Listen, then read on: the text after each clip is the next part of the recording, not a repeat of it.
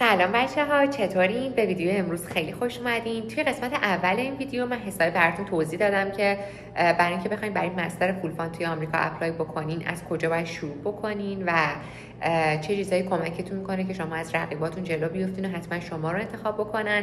برای همینم حتما ویدیو اولیتون باشه که نگاه بکنین. ولی توی این ویدیو قراره که دانشگاهایی که مستر فول فاند میدن رو بهتون بگم، چون که تعداد دانشگاهایی که میان این پروگرام‌ها رو ارائه میدن خیلی کمن توی آمریکا و معمولا بچه‌ها مشکل پیدا میکنن برای اینکه بخوان بگردن این دانشگاه‌ها رو پیدا بکنن و همیشه از من سوال می‌پرسن که خب مثلا آپشنامون محدوده و اینکه چجوری دانشگاه‌ها رو پیدا بکنیم. حالا من همه این دانشگاه‌ها رو لیست کردم، قراره که توی این ویدیو با هم دیگه بررسیشون بکنیم و بهتون بگم که اصلا از کجای وبسایت باید برین اپلای بکنین و این حرف. یادتون باشه پروگرام‌های مستر فول فاند توی آمریکا خیلی خیلی رقابتی ان، حتی خیلی رقابتی‌تر از دکترا، خیلی بیشتر.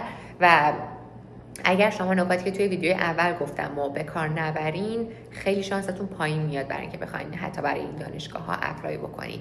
پس این دوتا ویدیو مکمل هم دیگن. خب حالا بریم سراغ لیست دانشگاه ها و قبل از اون من میخوام بهتون چند تا تصور نادرست راجع به مستر رو بهتون بگم که توی کامنت ها پرسیده بودین ازم و همش میپرسین که شنیدیم که فلان چیز درسته یا نه. میخوام بهتون بگم که چقدر نادرستن. اولین تصور نادرست اینه که ازم پرسیدین که آیا فقط دانشگاه‌های تاپ هستن که فاند میدن. نه، اگر قرار بود که فقط دانشگاه‌های تاپ به شما فاند بدن، درسته که اونا بیشترین تعداد فاند دارن، ولی اگه قرار بود که فقط اونا فاند بدن خیلی از ایرانی‌ها اصلا نمیتونستن برای مقطع مستر بیان آمریکا، چون که رزومه‌های خیلی خوبی میخوان اونا و ایرانی‌ها هر چقدر که رزومه‌شون خوب باشه بازم نمیدونم چرا پذیرششون توی اون دانشگاه‌ها یکم کمتره نسبت به بقیه دانشگاه‌ها، در حالی که توی همین شهر خود ما کلی از دانشجوهای مستر همیشه میان و همشون هم فول فاند هستن، اکثرا 99%شون و خیلی راحت میتونین پذیرش بگیرین، حتی از دانشگاهایی که یکم لولشون پایین‌تر از تاپه که خودشون هم باز توی دنیا رنگ خیلی خوبی دارن. توی آمریکا دارم در نظر میگیرم. دومی که گفتین که برای فاند گرفتن حتما باید ریسرچ انجام بدیم. نه، شما هیچ نیازی ندارین که بسته به پروگرامتون داره. یه سری از پروگرام‌ها هستن که کاملا کورس ورک دارن فقط، یعنی شما باید یه سری از واحدایی رو پاس بکنین و نیازی نیستش که حتما ریسرچ انجام بدین و برای همون پاس کردن واحد هم حتی بهتون فاند میدن. ولی یه سری از پروگرام‌های خاص هستن، مثل پروگرام‌هایی که توی فیلد اکونومیکس هستن یا اونایی که توی فیلد ادویکیشن هستن یا حقوق بشر و مثلا نمیدونم روابط بین الملل. یه سری از این پروگرام‌ها هستن که حتما نیاز نیستش که بخواید براش ریسرچ انجام بدین و میتونن شما رو فول فاند بکنن. و یه سری از حالا پروگرام‌های پی اچ دی دیگه هم هستن مثل فایننس که کسی اصلا تصور نمی‌کنه که بتونن براش توی آمریکا فاند بگیرن، ولی خیلی از بچه‌ها هستن توی همین دانشگاه توی شهر ما که توی فایننس دارن، توی فیلد فایننس درس میخونن و استاد بهشون میگه که مثلا تو اگه بیای حالا توی یه پروژه ریسرچ مشارکت داشته باشی خب من بهت فاند میدم. و پروژه‌های فایننس اینطوری نیستن که کار آزمایشگاهی داشته باشن که شما خیلی نگران اینین که مثلا بعد از صبح تا شب توی آزمایشگاه کار بکنین، اینطوری نیست. سومی که خیلی فکر میکنن که فاندو فقط به دانشجوهای بومی میدن و دانشجوهای بین‌الملل شانس کمتری دارن و این اصلا درست نیست. دانشگاه آمریکا یه سری از قوانینی دارن، بعضیاشون مثل قوانین تنوع ملیتی که حتما باید افراد رو از ملیت‌های مختلف بگیرن تا این تنوع رو حفظ بکنن.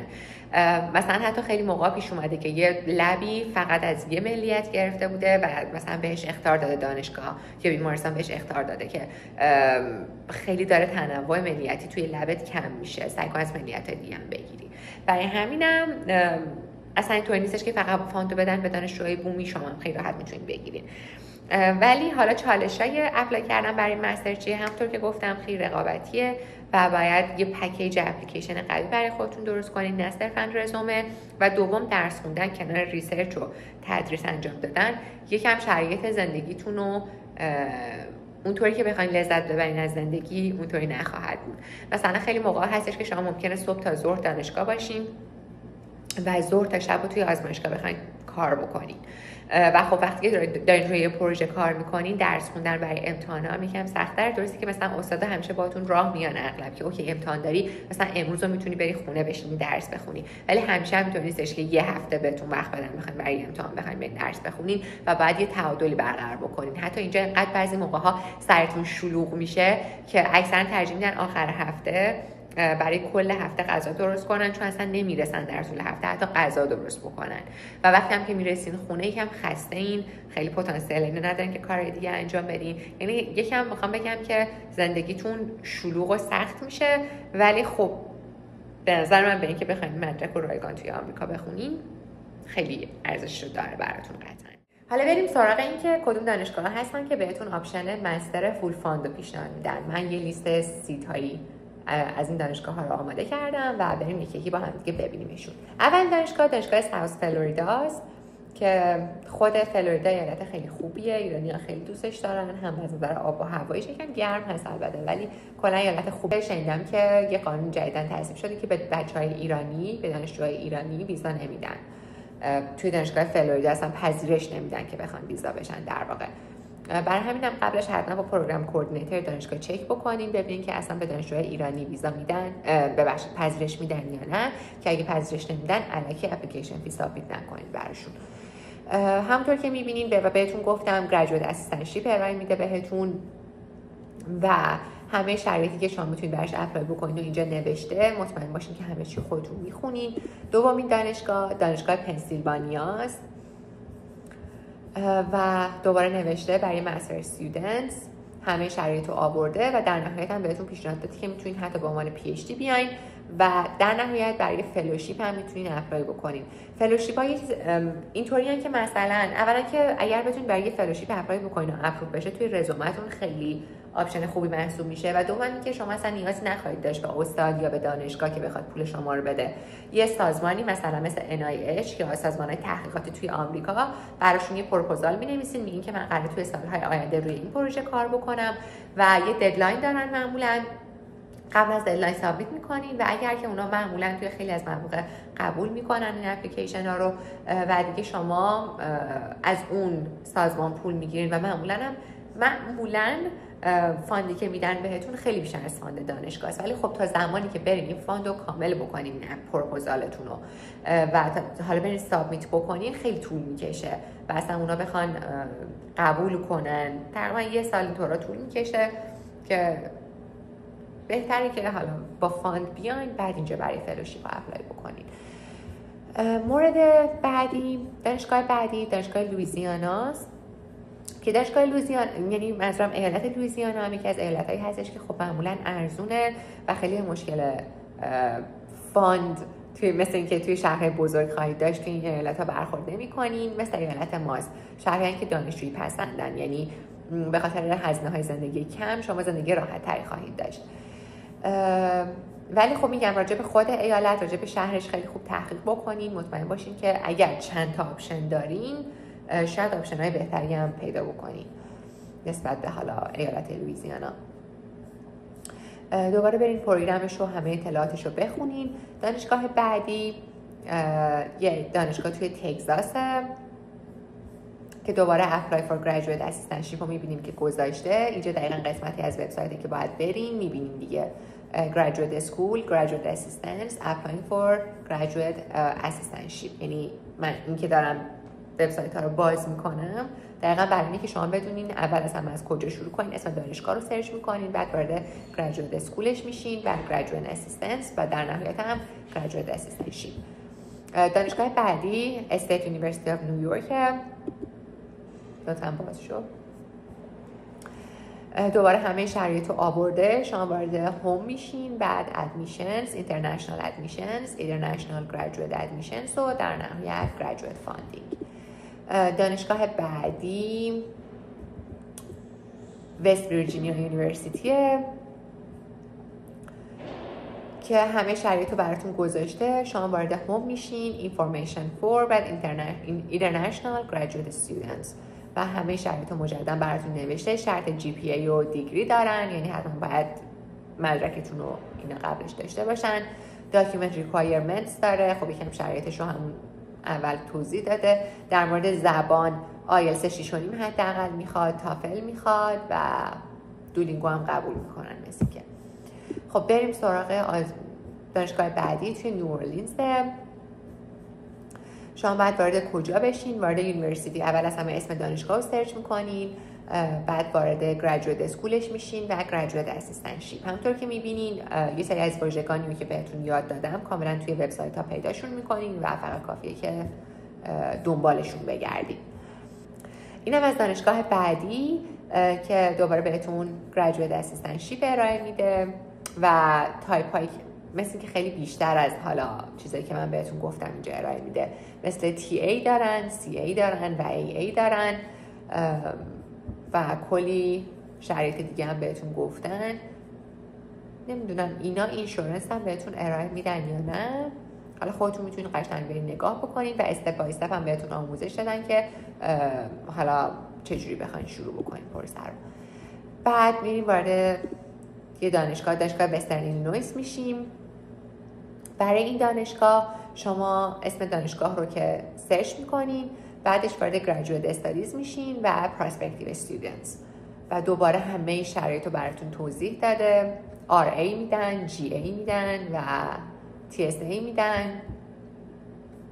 پروسه اپلیکیشن رو براتون توضیح داده، اینکه حتما شهریتون ویو خواهد شد. ویو شدن یعنی صرف نظر میکنن از شهریه شما و خلاصه یه سری از ریکوایرمنت هایی که برای پروگرام لازم دارین رو نوشته.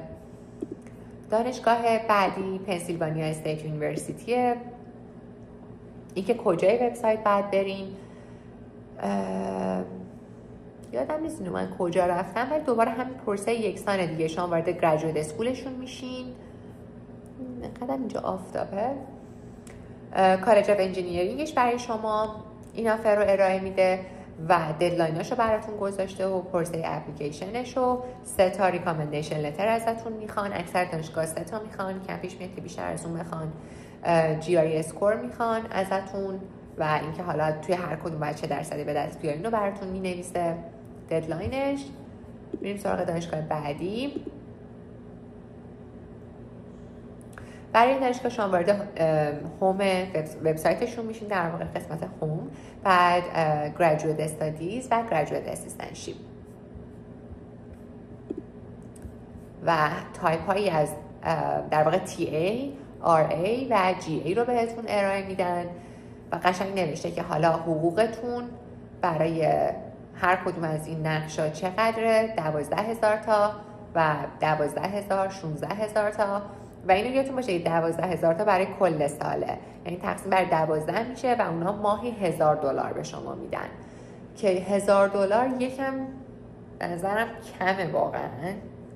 نمیدونم چرا اینقدر کمه راه میدن. البته برای مستر کلا دانشگاه ها بیشتر از این کم پیش میاد که بخوان. حقوق دکترا بیشتر از اینه ولی دیگه شما دارین برای مستر میایین دیگه، باید یه جوری شرایط رو هندل بکنین. قطعا نمیتونین احتمالاً خونه تکی بگیرین با این شرایط، حتما باید هم خونه داشته باشین و معمولا هم خب فاند مستر کمتر از پی اچ دی، ولی اینا دیگه خیلی دارن کلا کم میدن، نمیدونم چرا. اوکی بگذاریم بریم سراغ دانشگاه بعدی. دانشگاه بعدی هم همطور که میبینین بعد وارد قسمت ادمیشن و گریجویت بشین. براتون قشنگ میاره اسکالرشیپ هایی که میتونید براشون اپلای بکنین، ددلاین ها رو براتون میذاره و ریسرچ اسیستنتشیپ دارن، تیچینگ اسیستنتشیپ دارن و فقط همین دوتا رو بهتون ارائه میدن.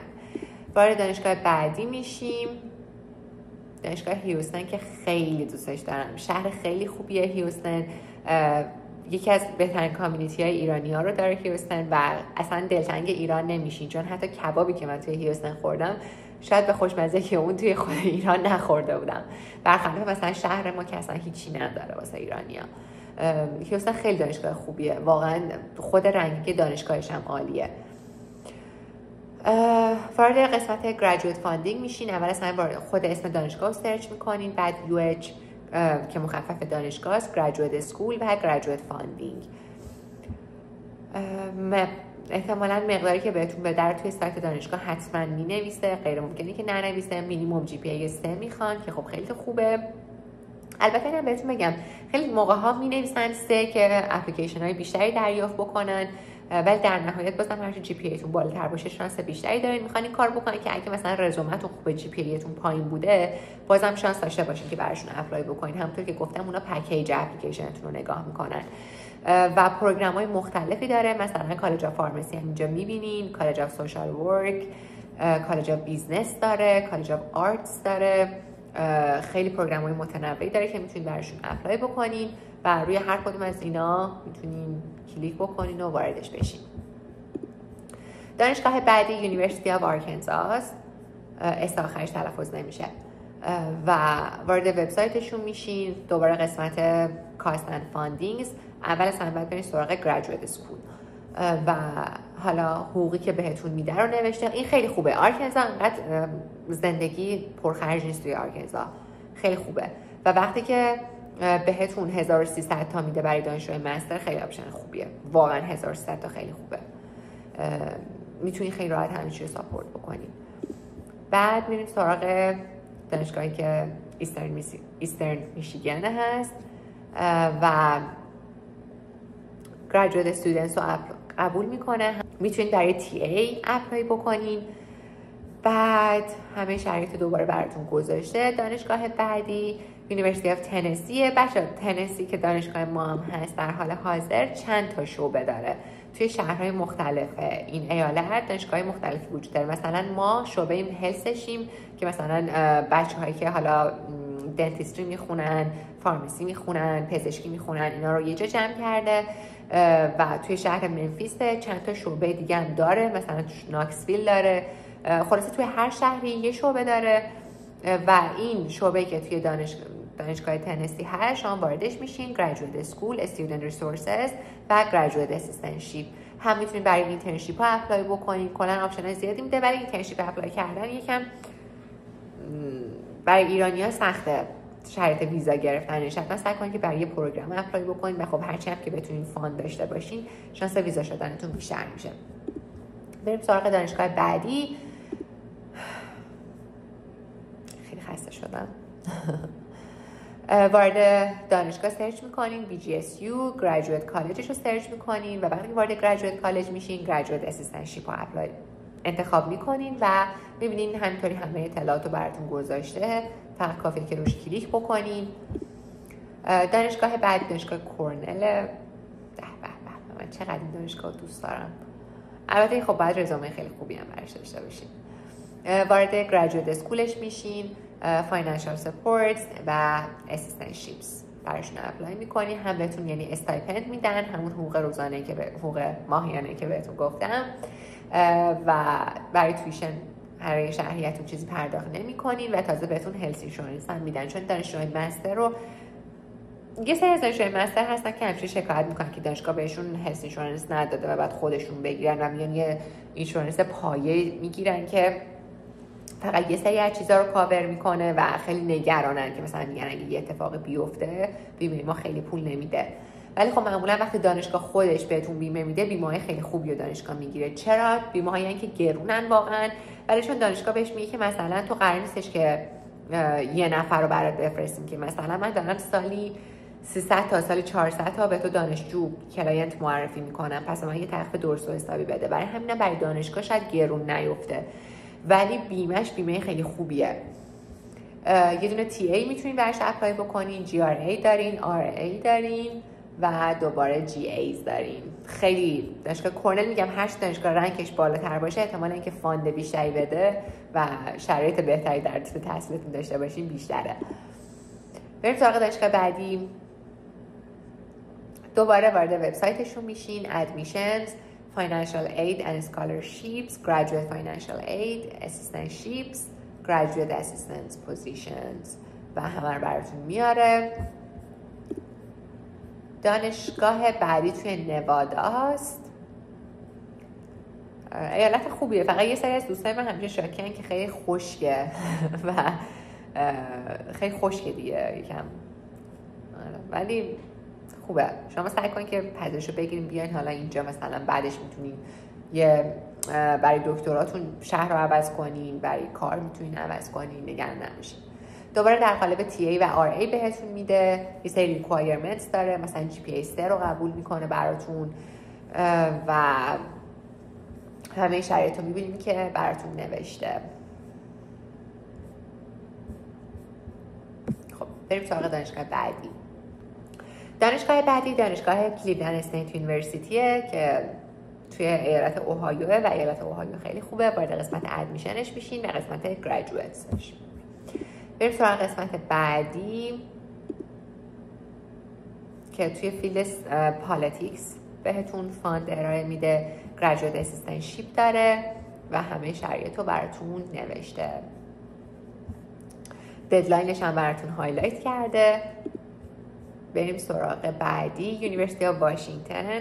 خیلی واشنگتن قشنگه، خیلی قشنگه، یعنی خیلی خوبه. حتما انتخابش بکنین، حتما برای این اپلای بکنین.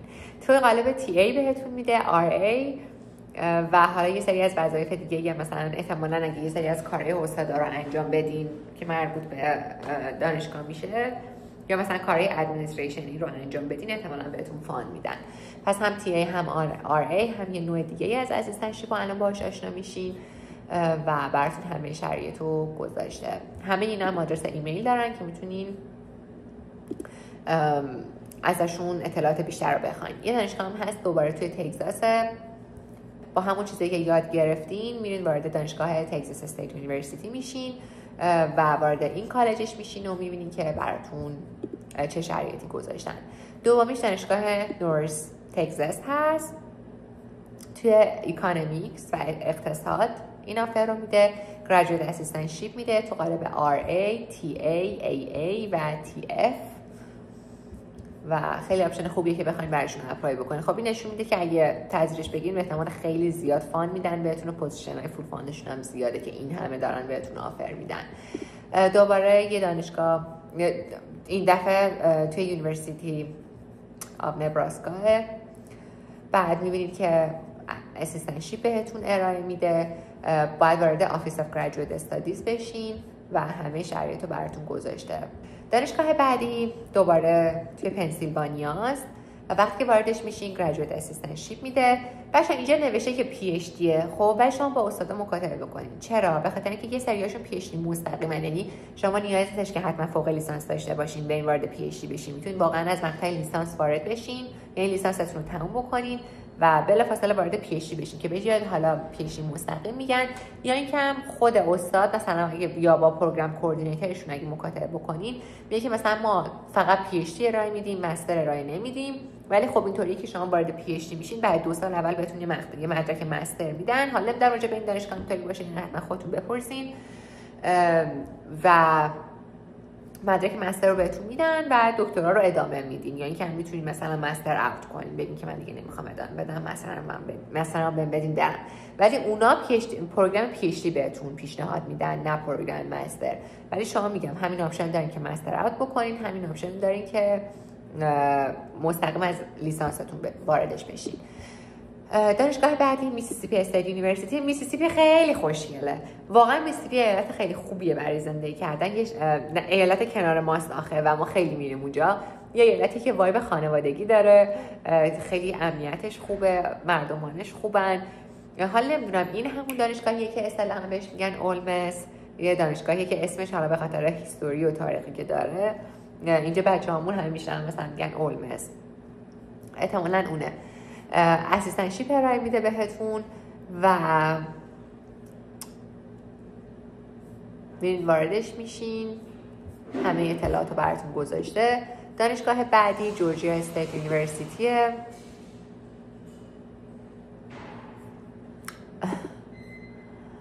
وارد گریجویت اسکول دانشگاه میشین و بعد قسمت فاندینگ میبینید که همه شرایط رو براتون اینجا مینویسه. هم تویشنتون رو وید میکنن، بعد بهتون هلث اینشورنس میدن و خلاصه شرایط خیلی خوبی داره. دانشگاه آخرم که برای بچه‌هایی که ریاضی میخونن، یعنی همه پروگراماش اینطوری نیستش که بخواد ارائه بده، حالا خودتون هم بیشتر چک کنید، ولی من فقط ریاضی پیدا کردم. استایپندی که بهتون میده تا 27,000 تاست، خیلی عالیه. TA بعد میتونید برای فلوشیپ ها هم اپلای بکنید و همیشه تو دانشگاه کمکتون میکنن که کدوم فلوشیپ ها خوبه، چجوری براشون اپلای بکنید و از این قبیل اطلاعات. شما الان یه لیستی از همه دانشگاه‌هایی رو دارین که توی مقطع فوق لیسانس یا مستر بهتون آپشن فول فاند رو پیشنهاد میکنن و کلی نکته یاد گرفتین که چجوری بعد این پروسه رو پیش ببرین. امیدوارم که خیلی زودتر و به راحتی بعد از لیسانستون بتونید بیاین سرزمین آرزوها و کشوری که همیشه دوست داشتین توش درس بخونین و زندگی بکنین. اگه این ویدیو رو دوست داشتین با لایک و اون زنگوله لطفا از این کانال حمایت بکنین و ویدیوهای خیلی بیشتری توی کانال هست که بهتون کمک میکنه. دوستتون دارم. میبینمتون توی ویدیو بعدی.